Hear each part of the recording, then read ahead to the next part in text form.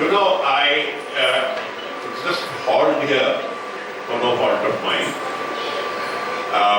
I would like to start by welcoming the Honorable Minister, His Entourage, Mr. Lohia, Emal Lohia, Chetnadi, who kidnapped me, and the Art of Living Foundation, the Anamika Kalachangam, everyone.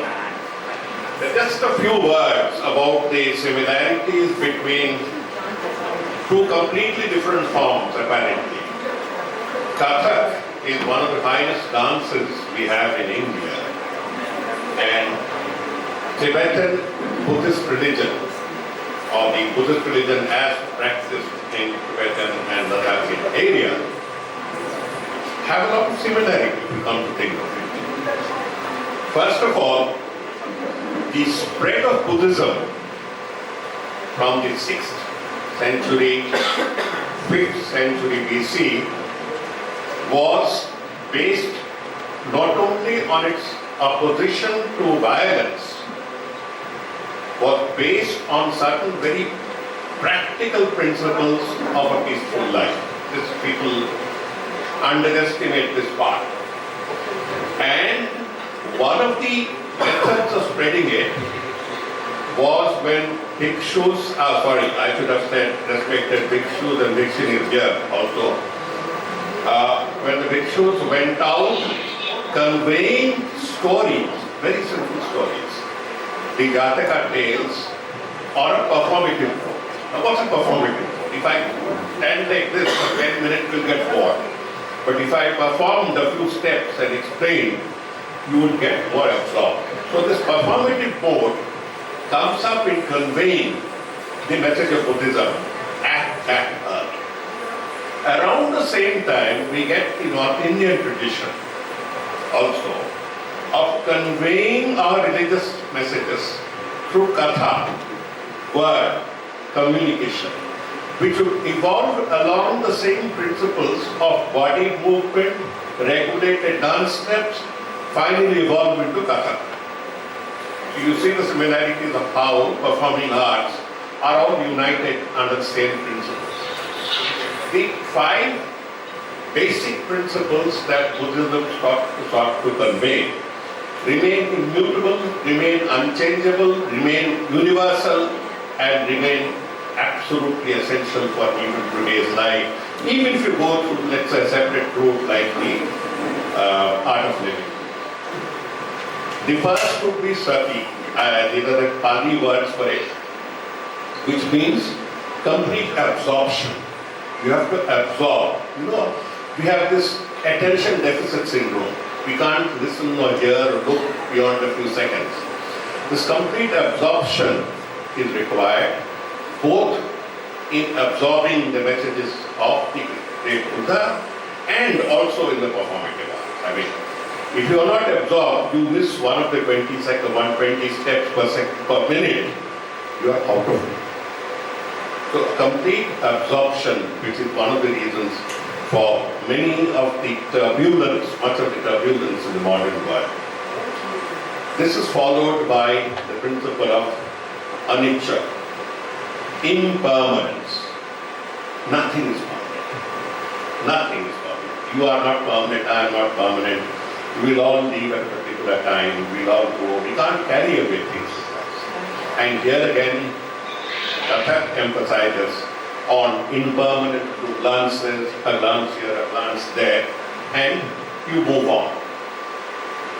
Then, if you take the third principle of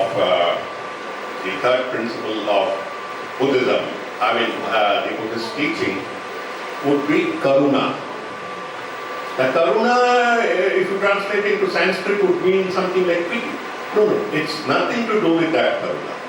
This karuna is empathy. Empathy, the one that comes from your heart when you see even a little dog. Something that comes out, springs out of your heart. A love that is all-encompassing. This karuna is what gives it to you. Karuna is just not a question of sympathy. It's far beyond sympathy. It's the coexistence that comes together. And both Kathak and Buddhism rely and the article would rely on Karuna as one of the driving principles. After Karuna would be Anatta. Anatta is a principle which means that nothing is worth attaching us. Nothing. I keep telling this to my wife also, but I don't know how she takes it. You can't attach yourself to any person, object, principle, target, money, wealth, power or anything. It is there around you. It is just a vision that you keep thinking you have grasped, but you cannot. It moves on its own stream, so does dance. And at the end, you have something. We started with sati, absorption. At the end, you end with dhyana. Dhyana. Dhyana is a state when you take your mind to a transcendental form. You are there, but you are not. You are so absorbed with the object of your veneration, of your love, of your principle, that you are simply there as an idea floating around. So these are some of the principles that, I had to go through this because I was in charge of the subject of Tibetan Buddhism for some time, and I've been very lucky to be associated with some of the highest minds.